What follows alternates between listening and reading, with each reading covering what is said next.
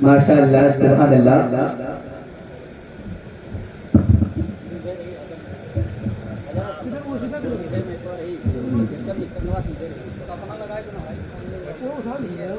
ماشاءاللہ سبحان اللہ. ہمارے کچھ گناہوں کی سزا بھی ساتھ چلتی ہے، ہمارے کچھ گناہوں کی سزا بھی ساتھ چلتی ہے. ہم تنہا نہیں چلتے، دوا بھی ساتھ چلتی ہے. ہمارے کچھ گناہوں کی سزا بھی ساتھ چلتی ہے، ہم تنہا نہیں چلتے، دوا بھی ساتھ چلتی ہے. اور ابھی زندہ ہے ماں میری، مجھے کچھ بھی نہیں ہوگا. ابھی زندہ ہے ماں میری، مجھے کچھ بھی نہیں ہوگا. میں جب گھر سے نکلتا ہوں دعا بھی ساتھ چلتی ہے. میں جب گھر سے نکلتا ہوں دعا بھی ساتھ چلتی ہے. حضرات اپنے کرسی خطابت پر خطیب ہندوستان حضرت علامہ غلام حسین صاحب کے غلام اسماعیل پرنسپل جامعہ اہل سنت تربیہ مظفر علوم شمسیہ، آئیے ہم اپنے اس مہمان کی مہمان نوازی کرے اور آگے سے لے کے پیچھے تک بیداری کا ماحول بنا کر بیداری کا ثبوت دیتے ہوئے نعرے سے اپنی استقبال کرے. نعرے تکبیر. ماشاءاللہ سب لوگ اپنے دونوں ہاتھوں کو جھنڈا بنا کر لہراتے ہوئے نعرے کا جواب دے. نعرے تکبیر، نعرے رسالت، نعرے جشن شہدائے کربلا، جشن شہدائے کربلا، جشن شہید اعظم، جشن شہید اعظم. نعرے تکبیر، نعرے رسالت. سر پر کفن باندھ کر چل کیوں نہیں دیتے؟ سر پر کفن باندھ کر چل کیوں نہیں دیتے؟ دشمن کے ارادوں کو بدل کیوں نہیں دیتے؟ سر پر کفن باندھ کر چل کیوں نہیں دیتے؟ دشمن کے ارادوں کو بدل کیوں نہیں دیتے؟ سرکار کی توہین کرے کوئی دنیا میں چیوٹی کی طرح اس کو مسل کیوں نہیں دیتے؟ سرکار کی توہین کرے کوئی دنیا میں چیوٹی کی طرح اس کو مسل کیوں نہیں دیتے؟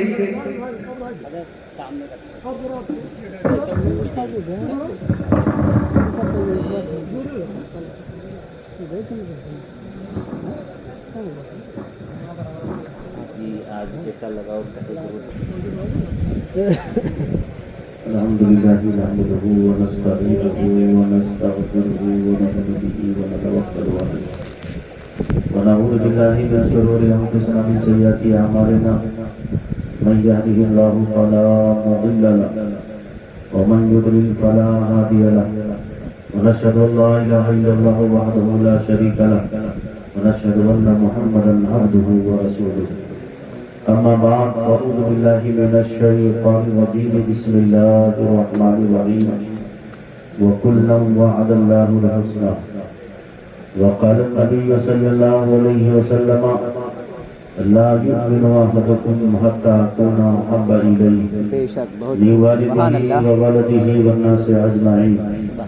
صدق اللہ العلی العظیم وصدق رسولہ النبی الامین المکین الکریم ونحن على ذلك لمن الشاهدين والشاكرين والحمد لله رب العالمين. محترم حاضرین کرام، آئیے ہم آپ مل کر نہایت ہی ادب و احترام کے ساتھ بارگاہ رسالت مآب صلی اللہ علیہ وسلم میں درود پاک کا نذرانہ پیش کریں. بلند آواز سے پڑھیں. اللہم صلی علی سیدنا حبیبنا مولانا محمد مبارک وسلم صلاۃ وسلام والہ وبارک وسلم صلاۃ وسلام علیک یا رسول اللہ صلی اللہ تعالی علیہ وسلم. اللہ تبارک و تعالی کا یہ کتنا عظیم کرم و احسان ہے کہ اللہ تعالیٰ نے ہم کو اور آپ کو کسی اور مخلوق میں نہ پیدا کر کے اللہ تعالیٰ نے اشرف المخلوقات انسانوں میں اللہ نے پیدا فرمایا. انسان وہ ہے جس کو سب سے زیادہ محبت اس کو اپنی جان سے ہوا کرتی ہے.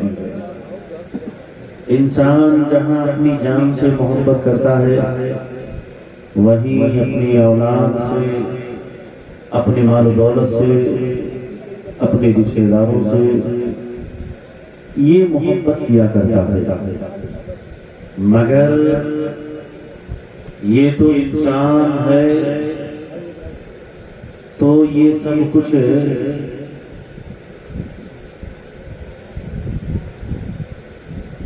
محبت چاہے وہ اپنی جان سے کرے، چاہے اپنی اولاد سے کرے، چاہے اپنے مکان و دکان سے کرے، انسان ہونا الگ بات ہے، مگر وہی انسان جب اسے ایمان والا ہوگا، اسے مسلمان اور مومن کہا جائے گا، تو سب سے زیادہ اسے اگر کسی سے محبت کرنی ہوگی تو اسے اللہ کے رسول سرور کائنات صلی اللہ علیہ وسلم ہی سے محبت کرنی ہوگی۔ اللہ کے رسول سرور کائنات صلی اللہ علیہ وسلم ارشاد فرماتے ہیں لا یؤمن احدکم حتی اکون احب الیہ من والدہ وولدہ والناس اجمعین۔ تم میں سے کوئی اس وقت تک مومن کامل ہو ہی نہیں سکتا جب تک کہ اس کی جان، اس کی مال، اس کی اولاد سے زیادہ میں محبوب نہ ہو جاؤں۔ آپ اندازہ لگائیے اس کا کیا مطلب ہوا؟ اللہ کے رسول سرور کائنات صلی اللہ علیہ وسلم کے اس فرمان کا مطلب یہ ہے کہ مومن کو سب سے زیادہ اگر کسی کو سب سے زیادہ کسی سے محبت اگر کرنی ہے تو اس کو اللہ کے رسول سرور کائنات صلی اللہ علیہ وسلم ہی سے اسے کرنی ہے۔ اگر یہ بات آپ کے ذہن و دماغ میں بیٹھ گئی ہو تو جانتے ہو مومنوں میں جب اللہ کے رسول سرور کائنات کی محبت یہ ایمان کے لیے شرط ہے تو اسی مومن میں، ایمان والوں میں اللہ کے رسول سرور کائنات صلی اللہ علیہ وسلم کے صحابہ بھی ہیں۔ انہی صحابہ کسے کہا جاتا ہے؟ ایک اللہ کے رسول سرور کائنات صلی اللہ علیہ وسلم کا صحابی اسے کہا جاتا ہے جتنے اللہ کے رسول سرور کائنات صلی اللہ علیہ وسلم کو ایمان کی حالت اس دنیا میں دیکھا اور ایمان کی حالت میں اس دنیا سے گیا ہے۔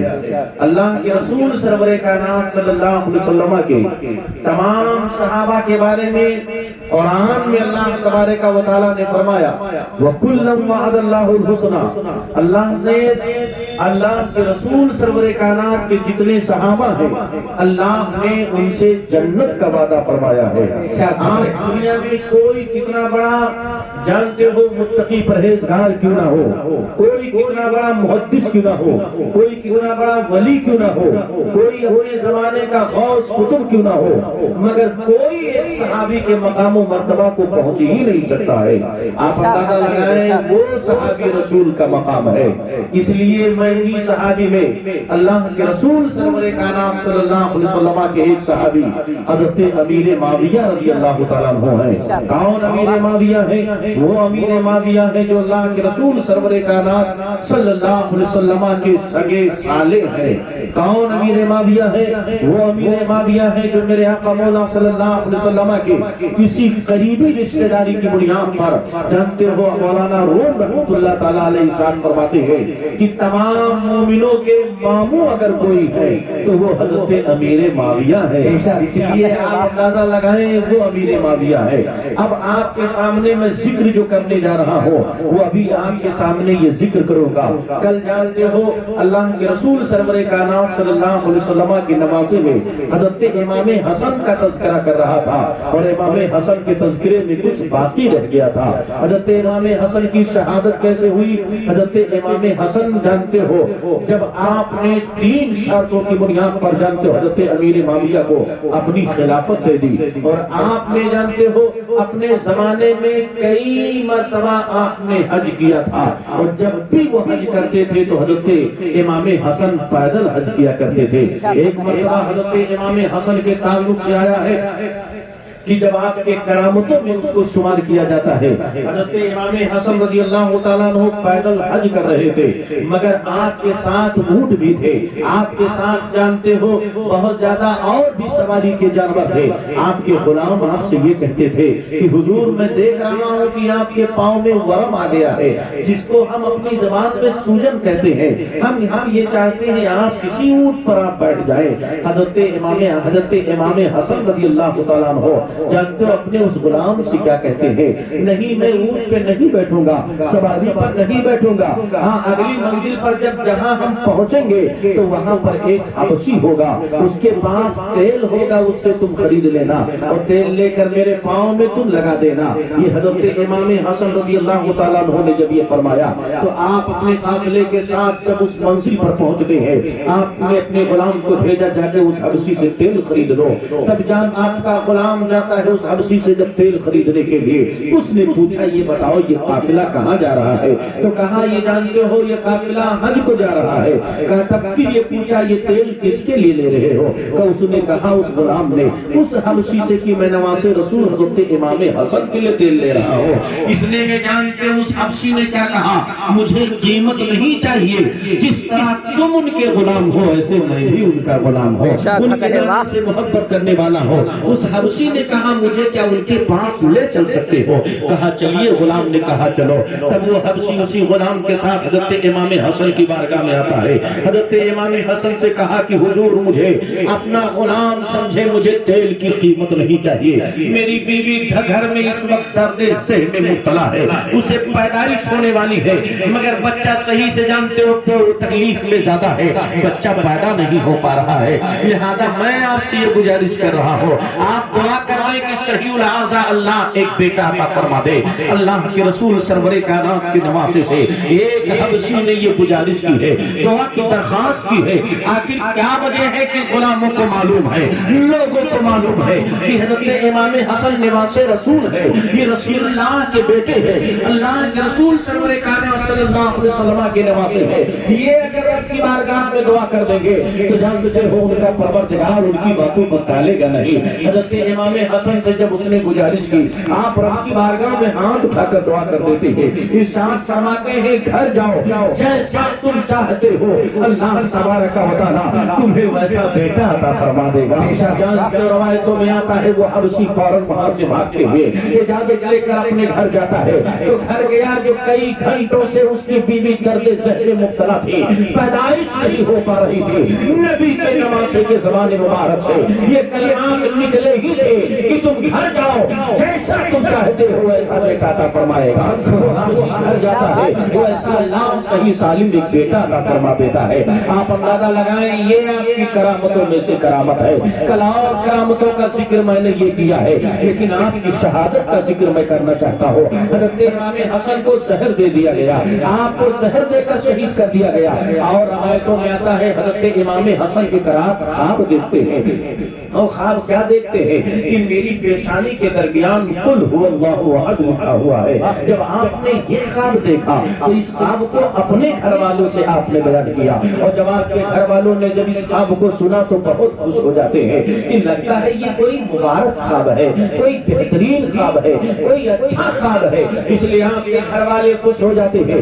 اتنے میں اس خواب کی جب خبر حضرت سعید بن مسیب جو کبار تابعین میں سے ہے ان کو اس کی خبر ہوتی ہے, اور جانتے ہو تب لوگ ان سے پوچھتے ہیں اس طرح حضرت امام حسن نے خواب دیکھا ہے. تب حضرت امام حسن کے خواب کے تعلق سے حضرت سعید بن مسیب فرماتے ہیں کہ اگر حضرت امام حسن نے اس طرح کا خواب دیکھا ہے تو صرف ان کی زندگی اس دنیا میں صرف چند ہی روز باقی ہے.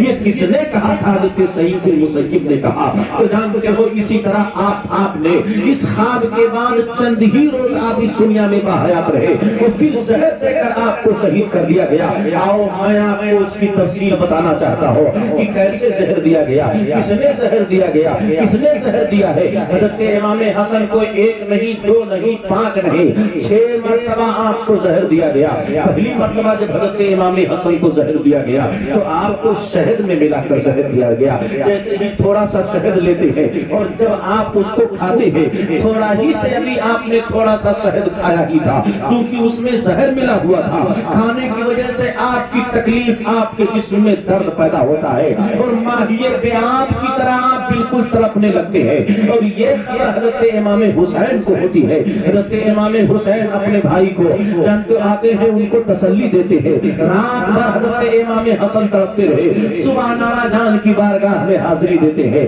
اللہ کے رسول سرور کائنات کی بارگاہ میں گنبد خضرا میں جا کے وہاں حاضری دیتے ہیں۔ نانا کے مزار پہ حاضری دینا بھی تھا، اللہ تبارک و تعالیٰ نے اپنے محبوب کے صدقے میں شفا عطا کر دیا ہے۔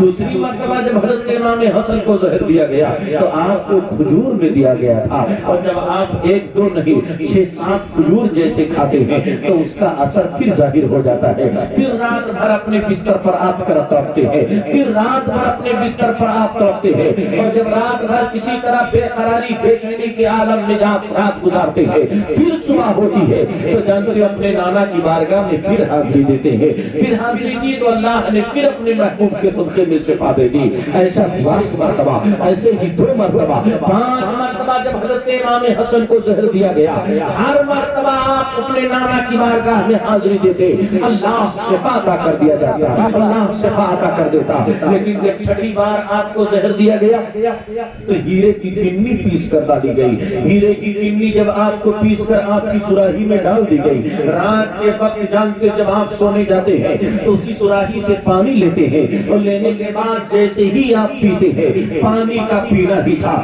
جس میں ہیرے کی کنی ملی ہوئی تھی، تو جانتے آپ کے حلق سے لے کر ناک تک جانتے ہو پورا ایسا محسوس ہوتا ہے کہ پیٹ پھٹ چکا ہے، اندر سے جانتے اتنی تکلیف ہوتی ہے کہ آپ کو اس حال قبضی کے شکار ہو جاتے ہیں، آپ کا منہ بھی چالو ہو جاتا ہے، آپ کا پیٹ بھی چالو ہو جاتا ہے، جانتے ہو آپ کے پیٹ میں دل منہ سے اور پیٹ سے آپ الٹی آنے لگتی ہے، اور پیٹ سے دست جاری ہو جاتا ہے، اور جانتے تو دل کے ٹکڑے ٹکڑے چھوٹے چھوٹے ہو کر جانتے منہ کے راستے سے نکلتے ہیں، اور آپ بالکل بے قراری کے عالم میں آپ اپنے بستر پر ادھر سے ادھر کروٹیں بدلتے ہیں۔ حضرت امام حسین کو پتہ چلتا ہے، امام حسین جاتے ہیں اپنے بھائی، اپنے بڑے بھائی امام حسن کے پاس، اور جب دیکھا کہ میرے بھائی بے قراری کے عالم میں ہے، اور جانتے ہو دل کے چھوٹے چھوٹے ٹکڑے ہو کر آپ کے جانتے منہ سے اور پیخانے کے راستے سے گر رہے ہیں، تو آپ نے اپنے بھائی سے کہا، بے بھائی یہ بتاؤ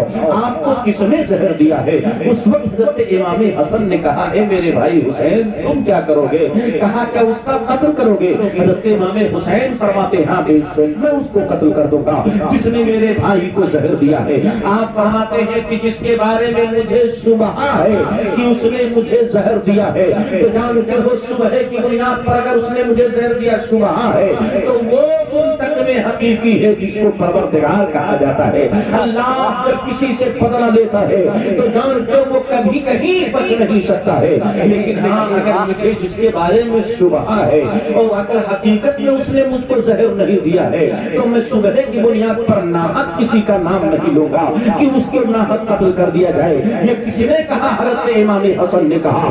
میں آپ سے کہنا یہ چاہتا ہوں حضرت امام حسن پر کتنا بڑا فضل و خاص ہے اس پروردگار کا، اپنے نانا کی بارگاہ میں کس طرح انہوں نے فیض حاصل کیا ہے۔ ایک طرف ان کا منہ بھی چل رہا ہے، پیٹ بھی چل رہا ہے، دل ٹکڑے ٹکڑے ہو رہے ہیں، اور جانتے ہو بے قراری کے عالم میں ہے، مگر انصاف کا بادشاہ انصاف کے دامن کو جانتے چھوڑ نہیں رہا ہے، اور جانتے اس کو 17 سے صفا پر نشر کرنے کے لیے تیار ہے۔ یہ کہہ رہا ہے کہ جس کے بارے میں مجھے شبہ ہے اور شبہ کی بنیاد پر میں اسے نام نہیں بتاؤں گا۔ آپ اندازہ لگائیے آج اگر ہمیں کسی بارے میں شبہ ہو جاتا ہے، جبکہ شبہ کا مطلب یہ ہوتا ہے کہ بالکل یقین رہتا ہے کہ نہیں ہے، بالکل یقین رہتا ہے کہ اس کی خطا نہیں ہے، تب بھی لوگ کسی نہ کسی بہانے سے پھنسا دیتے ہیں۔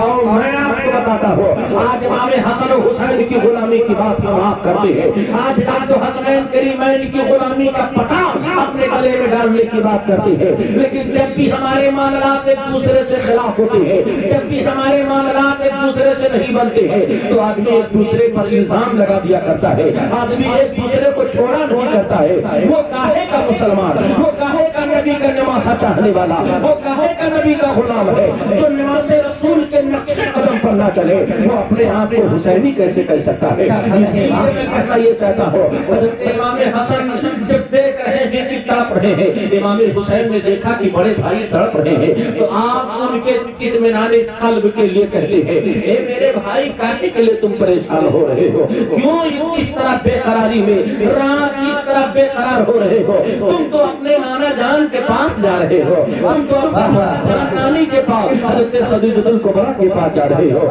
تم اپنے ابا تم اپنے بابا علی کے پاس جا رہے ہو، تم اپنی ماں فاطمہ کے پاس جا رہے ہو، تم اپنے چچا جعفر طیار کے پاس جا رہے ہو، تم اپنے ماموں جانتے ہو محمد و قاسم کے پاس جا رہے ہو، ابراہیم و قاسم کے پاس جا رہے ہو۔ یہ کس نے کہا؟ حضرت امام حسین نے کہا، ان کی تسلی کی خاطر کہا، اس لیے کہ وہ بے قراری میں ادھر سے ادھر پلٹتے ادھر سے ادھر پلٹتے تھے بستر پر، اسی لیے آپ نے ان کے اطمینان کے لیے جملہ کہا۔ اتنے میں حضرت امام حسن کہتے ہیں اے میرے بھائی حسین میں ایسے عالم میں داخل ہو گیا ہوں، آج تک ایسی عالم کو میں نے دیکھا نہیں تھا، اور اتنے میں آپ کی روح تب سے اسری سے پرواز کر جاتی ہے۔ انا للہ و انا الیہ راجعون۔ حضرت امام حسن کی عمر اس وقت 45 سال کی تھی، 6 ماہ کچھ دن آپ کی یہ تھی عمر شریف تھی، اور سن 49 ہجری میں حضرت سیدنا امام حسن اس دنیا سے رخصت ہو گئے۔ اب آؤ میں آپ کو بتانا چاہتا ہوں کہ کس نے حضرت امام حسن کو زہر دیا۔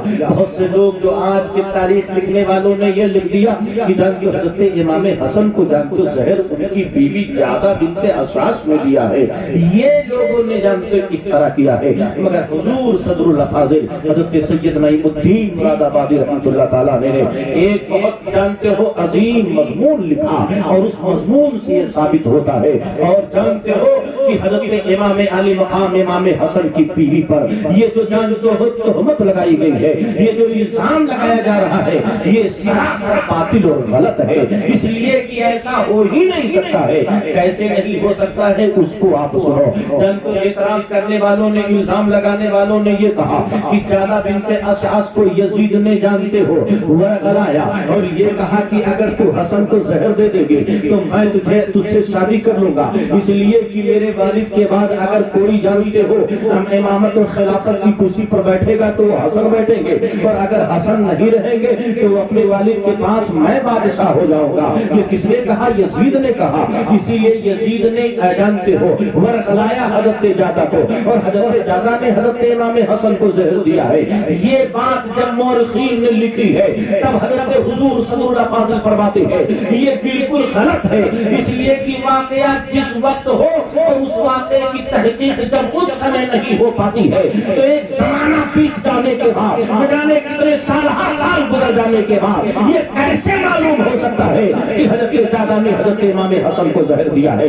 آؤ تاریخ اٹھا کر دیکھو، جب حضرت امام حسن کو زہر دے دیا گیا تھا، اما یہ بیان کی طرح آپ تڑپ رہے تھے، اسی وقت حضرت امام حسین آ کے پوچھتے ہیں اے میرے بھائی آپ کو زہر کس نے دیا تھا؟ جب حضرت امام حسن نے یہ کہا کہ مجھے شبہ ہے، مجھے نہیں معلوم کس نے زہر دیا، جب حسن کو نہیں معلوم، حضرت امام حسین کو نہیں معلوم، ان کی اولاد حسن و حسین کی اولادوں کو نہیں معلوم، اور اس زمانے میں کسی کو نہیں معلوم، آپ مجھے بتائیے تو بعد میں کسی کو کیا حق بنتا ہے یہ کہنے کے لیے کہ حضرت سیدنا امام حسن کی بیوی نے حضرت امام حسن کو زہر دیا ہے؟ یہ ایک طرح کا افطرا ہے، اور یہ افطرا لگانے والا بہتان لگانے والا کوئی اور نہیں ہے، بلکہ وہ جانتے یہ کہہ لیا جائے وہ کوئی اور نہیں، وہ خارجیوں کی سازش ہے، وہ خارجیوں کی سازش ہے۔ انہوں نے یہ سوچا کہ لاؤ افطرا لگا، لاؤ یہ بہتان لگا دیا جائے۔ آؤ میں آپ کو بتانا یہ چاہتا ہوں کون حضرت امام حسن ہے؟ وہ حضرت امام حسن ہے جو کثیر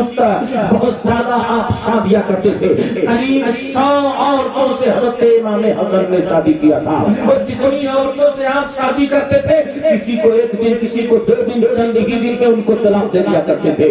حضرت علی لوگوں کے درمیان اعلان کرتے تھے لوگوں حسن سے اپنی بچیوں کا نکاح مت کیا کرو، حسن کو عادت ہے طلاق دینے کی، وہ چھوڑنے کی عادت ہے۔ تو میں آپ کو بتانا یہ چاہتا ہوں آخر لوگ اپنی بچیوں کو حضرت امام حسن سے نکاح میں دینے کو بند کیوں نہیں کیا؟ اس کی وجہ میں بتانا یہ چاہتا ہوں لوگوں سے جب پوچھا گیا کہ آپ امام حسن سے اپنی بیٹیاں کیوں دے رہے ہیں تو ان لوگوں نے یہ کہا میں حسن سے اپنی بیٹیاں اس لیے دے رہا ہوں تاکہ میرا रिश्ता उनके नाना से मजबूत हो जाए, उनके नाना से सीधा हो जाए। इसलिए लोगों को अपनी बेटियां दे रहा हो। अगर हसन चाहे तलाक रखे, चाहे अपने पास रखे, चाहे तलाक दे दे, हम अपनी रिश्तेदारी नबी से जोड़ते जाएंगे, जोड़ते जाएंगे। आओ मैं आपको बताऊं, बहुत खूब, सुभान अल्लाह, सुभान अल्लाह। नारे तकबीर, नारे रिसालत, जश्न शुहदाए करबला, जश्न शहीद आजम, नारे तकबीर, नारे रिसालत, जिंदाबाद, सुभान अल्लाह। 100 शादियां करीब हजरत इमाम हसन ने की, और जितनी औरतों को तलाक दिया, उन औरतों की तारीख उठाकर देख लो। जिन औरतों को तलाक दिया हजरत इमाम हसन ने, उन्होंने कभी किसी दूसरे से निकाह किया ही नहीं। एक लम्हा जो हजरत इमाम हसन के साथ गुजारा हो, उसी एक लम्हे के जानते हो गुजारने में पूरी जिंदगी उन तमाम खातूनों ने गुजार दी है। किसी खातून ने निकाह नहीं किया दूसरे मर्द से, किसी दूसरे शहर से शादी नहीं की है। इसीलिए मैं कहना ये चाहता हूँ, जब सारी औरतों ने किसी दूसरे मर्द से निकाह नहीं किया, तो हजरत चाचा की तरफ किसने एक तोहमत लगा दी है कि उन्होंने यजीद के इशारे पे हजरत इमाम हसन को ज़ैद दिया है। और जब हजरत इमाम हसन के जमाने में, उनके हुसैन के जमाने में, उनके शहजादों के जमाने में, और उसी जमाने में जब तहकीक नहीं हो पाई है, तो किसी को यह हक नहीं बनता है कि हजरत जादा की तरफ। आज लिहाजा जिन लोगों ने ये कहा है, वो चाहे तो कोई और नहीं, वो खारजी है। और आज अगर कोई कह रहा है, तब भी मैं कहूंगा ये खारजियों की औलाद ही है। इसीलिए हमें और आपको ये सोचना चाहिए, हजरत इमाम हसन को जहर जानते हो आपकी बीवी ने नहीं दिया है। इसलिए कि मैं पूछना ये चाहता हूँ, हजरत इमाम हसन से जब लोगों ने सवाल किया, इमाम हसन आप इकरा की शादी क्यों ज्यादा करते हैं, क्यों इतनी शादियां करते हैं, शादी करते हैं तलाक दे देते हैं, शादी करते हैं तलाक दे देते हैं। तो हजरत इमाम हसन ने यही कहा था कि मैं इसलिए औरतों से निकाह करता हूँ ताकि मैं उनका रिश्ता अपने नाना जान से जोड़ दूं। लीजिए, अगर ये बात आपके ज़हन-ओ-दिमाग में बैठ गई हो,